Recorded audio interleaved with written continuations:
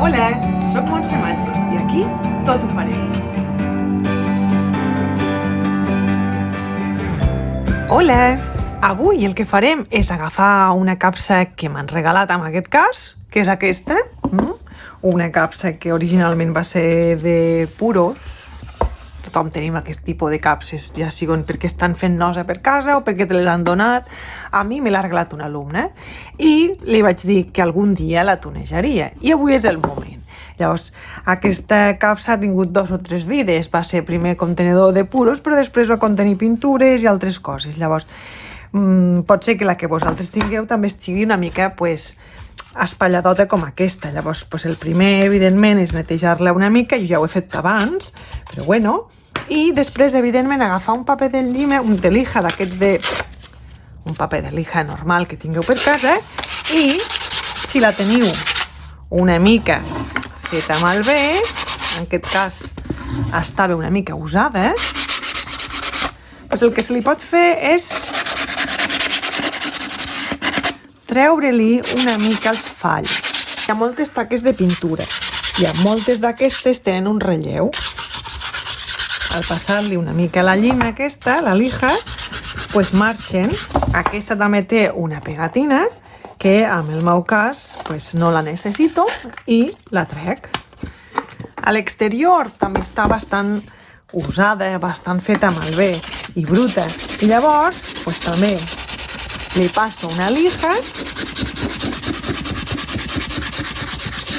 per treure-li totes aquestes coses. Té aquí una gravació, no sé si s'apreci, que està feta com amb relleu, és a dir, està com afonada, està gravada damunt de la fusta. Llavors jo no voldré que se me vegi aquesta senyora i menys la paraula coïba, i el que faré és agafaré qualsevol tipus de tapaporos, aguaplast, massilla,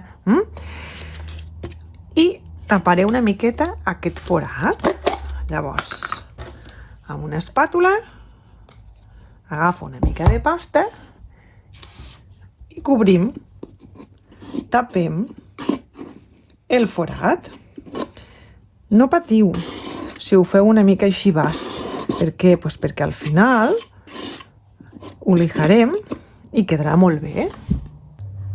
Ara ja tenim la capsa neta, ja l'he lijat, li he tapat els relleus que tenia o les marques que tenia de puros, en aquest cas. Ja està tot tapat i el que farem és anirem a pintar-ho.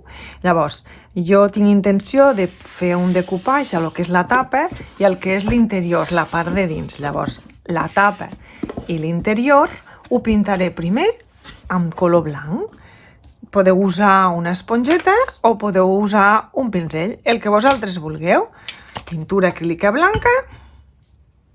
I si agafeu l'esponjeta, ja sabeu que ho heu de pintar amb petits copets. I d'aquesta manera el que feu és que la pintura agafi millor. A la part de dins, si us és més fàcil, ajudeu-vos d'un pinzell, fer primer els cantos i després, una vegada teniu totes les voretes que són on l'esponja no arriba prou bé, una vegada ho heu fet, passeu l'espongeta.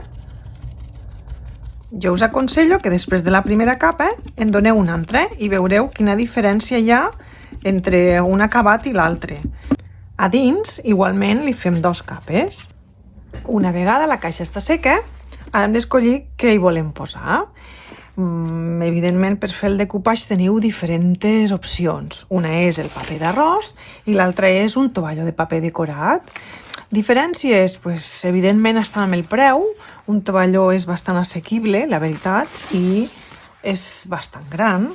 I llavors els papers d'arròs n'hi ha de totes les mides. Aquesta és una mida 4 i la veritat és que tenen un cost una mica més elevat que un tovalló de paper. Però la diferència que hi ha entre un i l'altre és que el paper d'arròs és un paper que està fet amb unes fibres vegetals, no sé si s'aprecien, que fa que sigui molt fort. En canvi, el tovalló de paper és cel·lulosa, que sí que és veritat que com a tovalló és fort perquè porta 2 capes de paper aquí, que si us recordeu per fer el decoupage les heu de treure I realment, quan heu tret totes les capes que no necessitem, la capa és molt fineta i s'ha de parar molt compte.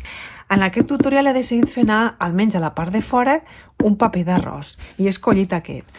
Molta gent s'agòbia, moltes de vosaltres us agobieu perquè diu oh, i és que resulta que jo tinc un paper d'arròs i me'n falta un tros per arribar a dalt. No passa res, realment un paper d'arròs, igual que un tovalló, no té perquè cobrir tota la superfície de l'element que esteu decorant. Després en pintura es dissimula i aquí està la gràcia de les manualitats, saber integrar aquest dibuix dintre del vostre objecte. Amb les mans trencau. A mi m'agrada trencat. Per què? Pues perquè, no sé si es veu, si s'aprecien aquí les fibres, veieu les fibres? Que surten aquests pelets. Aquests pelets que es veuen aquí són molt més fàcils d'integrar, d'apegar, queden molt dissimulats al vostre treball. Per a fer aquest decoupage, igual que tots els decoupage, el que necessiteu és una bona cola de decoupage, la marca que sigui, i un pinzell pla, de pelet bastant finet. Per a fer aquest tipus de decoupage, el primer que farem és agafar el pinzell i posar cola per tota la capsa, de manera generosa però ben escampada. No cal que quedin munts de cola, perquè llavors només fan que afectar el paper d'arròs. Sí que és veritat que el paper d'arròs és molt més fàcil i que tarda molt més a trencar-se que un tovalló de paper, però igualment és paper. Per tant, hem de parar una mica de compte. El que fem és posar el paper d'arròs allà on vulguem nosaltres. Que ens hem equivocat, que resulta que l'hem enganxat i ens hem equivocat. El podeu aixecar i no passa res. Això amb un tovalló no es pot fer. Per això sempre es diu que jugar amb un paper d'arròs és com a més fàcil, és una aposta segura. Però, evidentment, com us he explicat, econòmicament es nota la diferència. Vale? Aquí podem passar la mà per damunt perfectament i no passa res, i en canvi amb un tovalló la cosa canvia, perquè segurament el que faríem és trencar-ho. Una vegada ho tenim ben enganxat, hem de passar cola per damunt, assegurant-nos que quedi tot ben enganxat. I llavors molta gent me pregunta, jo l'acabo de fer, no tinc cap bombolla ni cap res, però se me veu com uns relleus, no sé si us aprecieu aquí com una línia. Bueno, realment és que són els nervis, és a dir, aquest paper està ple de nervis vegetals i aquests nervis tenen una miqueta de relleu i és normal que es veguin una mica. Ara ho deixem eixugar i el que us recomano és que torneu a donar una altra capa de cola. Si no teniu ganes de donar-li cola, doneu-li una capa de vernís mate. Us aconsello mate, en aquest cas, perquè tota la caixa jo la vull pintar amb la pintura Chalk Paint. Podria pintar-la perfectament amb pintura acrílica, que ve a ser el mateix, però jo li vull donar aquest toc mate que té la Chalk Paint, perquè una cosa que caracteritza les pintures a la tissa, Chalk Paint és pintura a la tissa en anglès, és que tenen un toc mate, queden com acotonades, són pintures mates totalment i tenen un toc acotonat. Ara, perquè veieu la diferència, a fora he ficat un paper d'arròs i ara a la part de dins hi posaré un tovalló de paper. I he escollit aquest tovalló, que sí que és veritat que el fondo no me queda prou bé amb el fondo que faré la capsa, però el que us dia abans ja ho integrarem. No vull que es vegi el tall de les tisores, aquest tall de les tisores no m'agrada i per tant el que faré és intentar fer aquestes esfilotxades d'aquí. Com es fa? Pues, evidentment, trencant-lo a mà.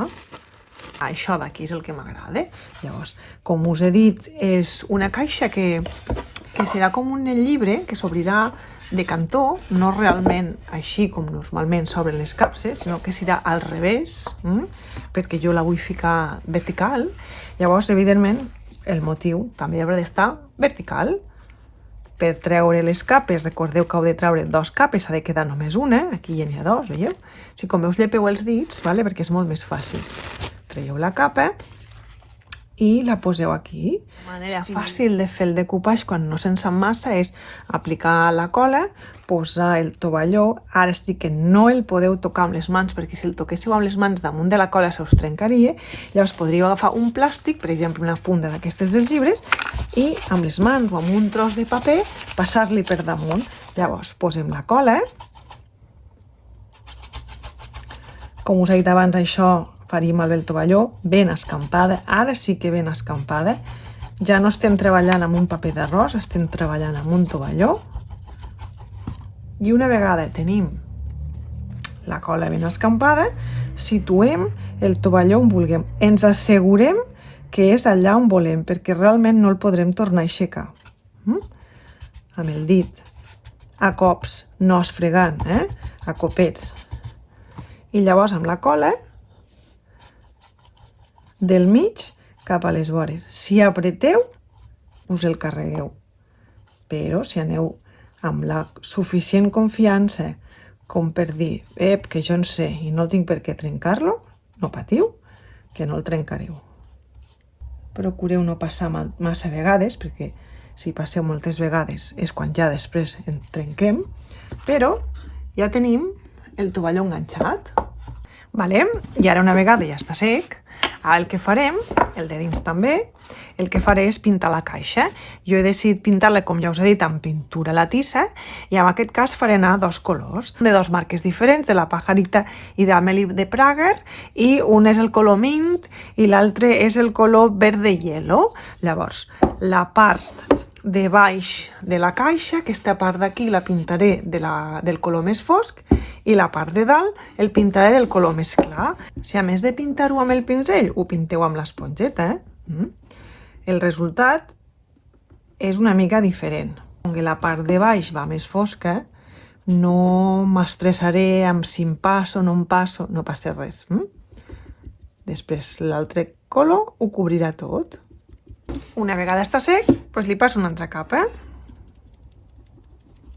I aquesta vegada el color ja queda molt més opac, ja queda molt més bé. Ara, una vegada ja he pintat tots els laterals, i ara fora de càmera he pintat la part interior, però m'he deixat la part difícil per ensenyar-vos. Què passa si jo vull que aquest dibuix quedi integrat dintre d'aquesta pintura? Doncs el que heu de fer és agafar el color de fora i agafar una mica del color de dins. Jo he agafat un color marfil i he agafat el mateix color mint que he fet anar per pintar la caixa. Llavors això ho podeu fer amb pinzell, però jo us recomano l'esponja. Per què? Doncs perquè amb l'esponja ho fareu 25 vegades millor que amb el pinzell. Agafo una mica del color, a veure si es veu a la càmera, agafo una mica del color intern, que és aquest marfil. Evidentment sacrificaré una mica les lletres, jo no vull que apareixi tot, i l'únic que faig és preparo la superfície perquè si està mullada se pot difuminar amb l'altre color. El que no podeu pretendre és difuminar un color amb un color que ja està sec. Llavors no es difumina, senzillament pinteu damunt i ja està. Però si el color que esteu intentant fusionar un amb l'altre està moll, està mullat, és molt més fàcil que no passi estar sec, que no és que sigui fàcil, sinó que a vegades és impossible. Llavors, una vegada tenim una mica de color marfil mulladet, una vegada ho tenim així, hem de ser ràpids. Ara agafem l'altre i el passem.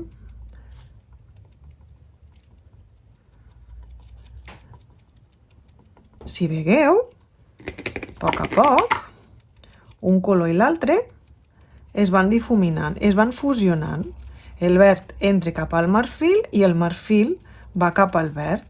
I aquella ratlla que teníem inicialment comença a desaparèixer. I el dibuix ja es veu com a més integrat, com si formés part d'aquesta fusta verda. Us repeteixo, això es pot fer perquè les dues pintures estan mullades, no estan eixutes. Si una de les dues pintures està seca, no hi ha manera de fer-ho, no sortirà prou bé.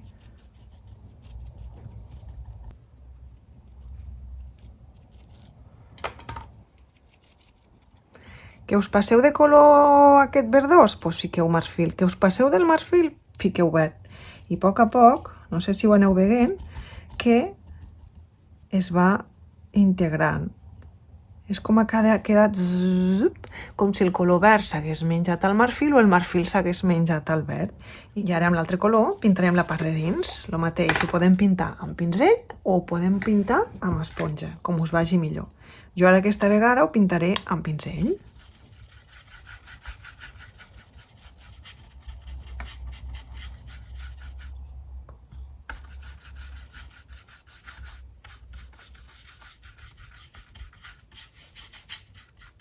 Ara aquí ja he pintat la part de dins, veieu que el color és bastant diferent, i ara em falta pintar la part de fora, que també la vull pintar d'aquest color com a més fosc.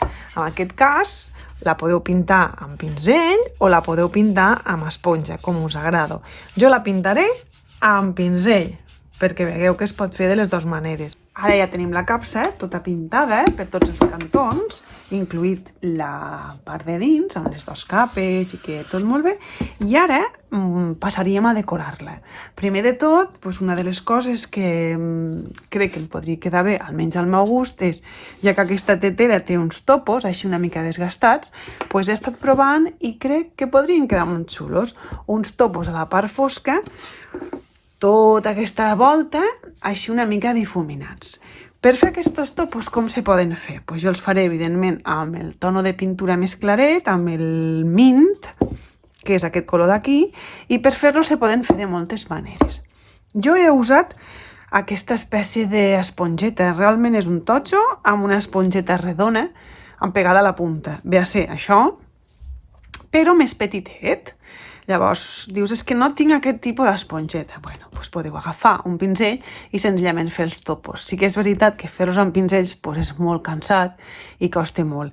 També podríeu agafar un cotonet de les orelles. Llavors, això del que es tracta és de sucar i aplicar el topet. Si us en fixeu, ara que estan secs, no queden perfectes, queden com una mica borrats. Si jo els volgués que quedessin més bé, senzillament hauria de repetir el procés, sucar la pintura i tornar-los a fer al damunt.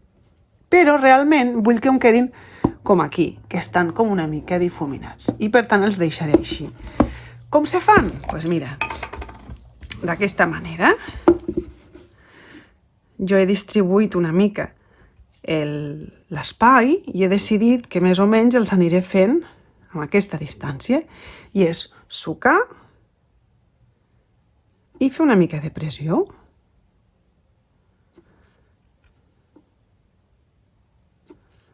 Si algun no quede i el vull ficar una mica més.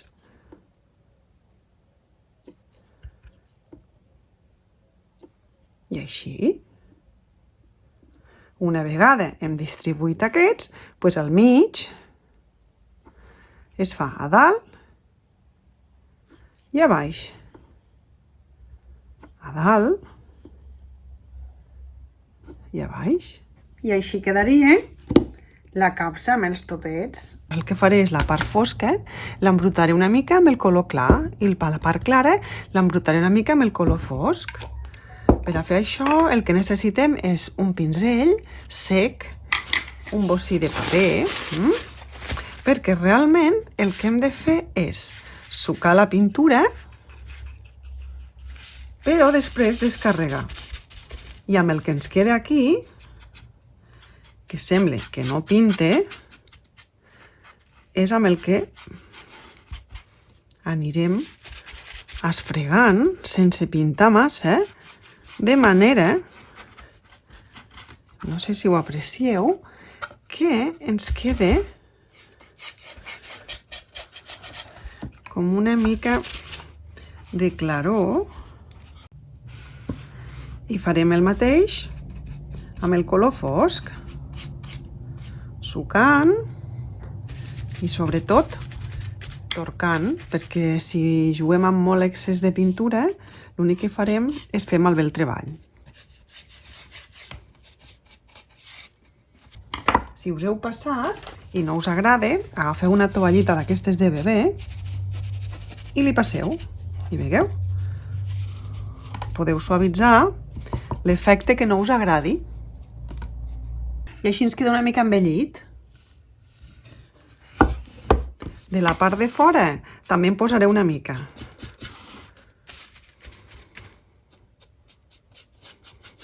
Ara també amb una mica de color marró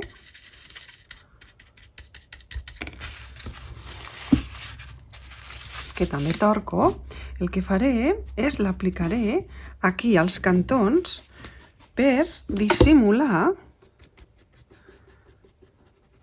el paper d'arròs amb la junta de la caixa, veieu?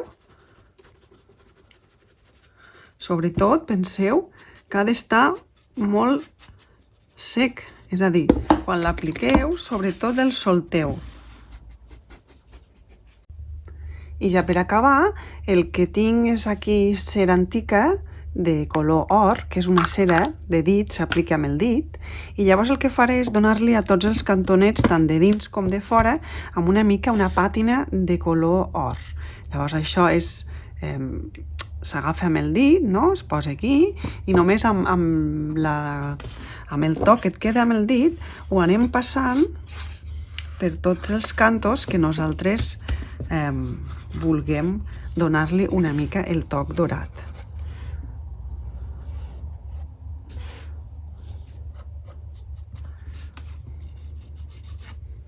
Això és sempre una mica com un acabament, una mica més sofisticat, no? Però que aquí, amb els colors del paper que vaig escollir, pues que li queden prou bé.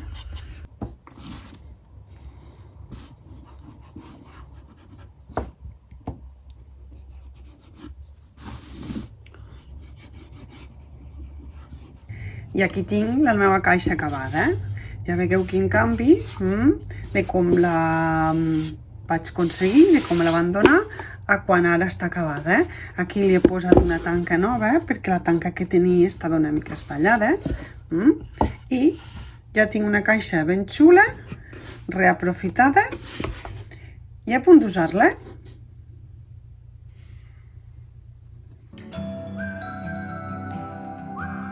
Ja heu vist com una capsa que estava molt feta malbé, estava bastant pollosa i ronyosa, hem acabat posant-li paper d'arròs i tovallons i amb una mica de pintura i ha quedat molt xula.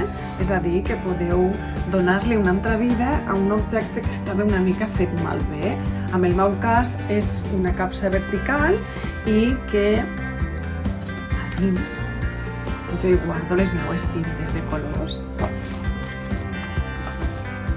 Animeu-vos!